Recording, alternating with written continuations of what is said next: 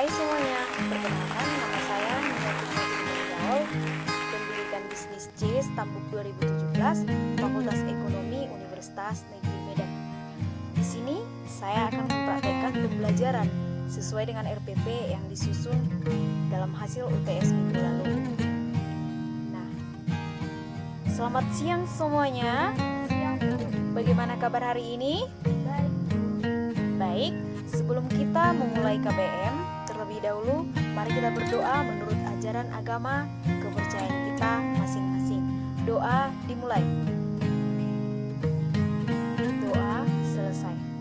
Baik, Ibu mau bertanya kepada sekretaris, ada yang absen atau semuanya hadir? Baik, terima kasih karena semuanya tidak hadir. Kepada anak-anak sekalian, coba perhatikan depan belakang sudah bersih?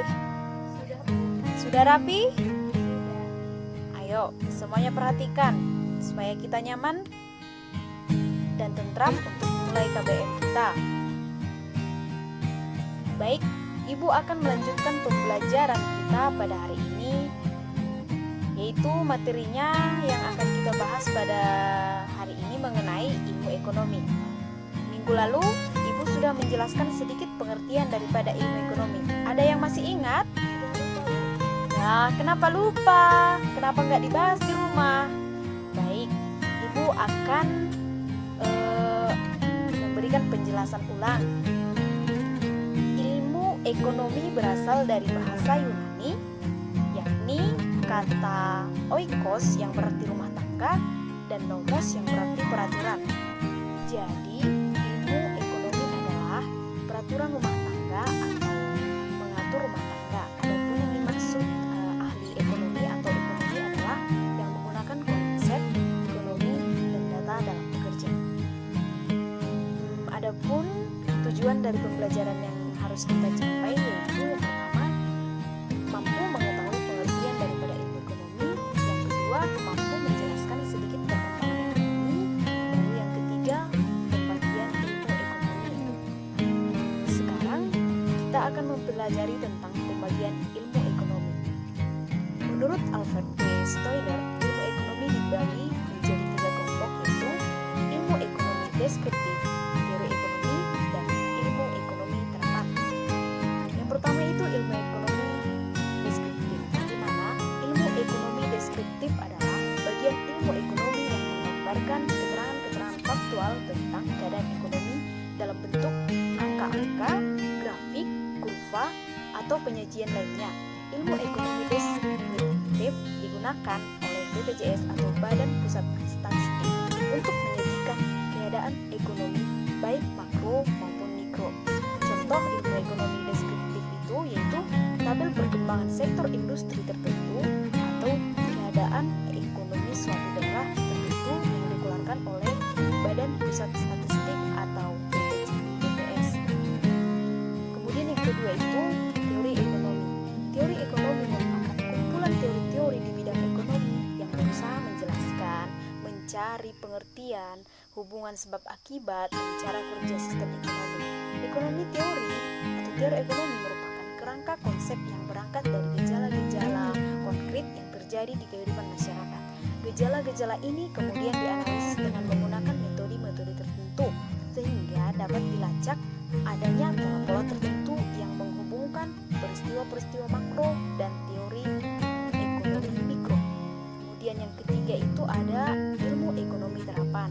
Ilmu ekonomi terapan merupakan teori ekonomi, artinya bahwa kerangka-kerangka pengertian dari analisis ekonomi teori digunakan untuk membuat atau merumuskan kebijakan-kebijakan, pedoman-pedoman yang tepat untuk mengatasi masalah ekonomi tertentu.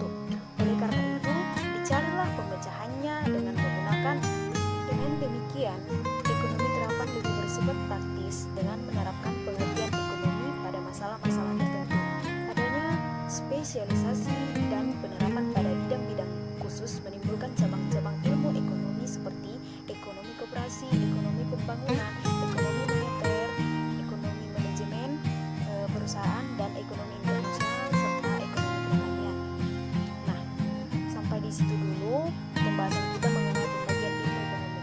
Ibu mau membagi kelompok. Nah, kita kan ada 30 siswa, maka ibu akan membagi menjadi 6 kelompok, masing-masing kelompok terdiri dari 5 orang.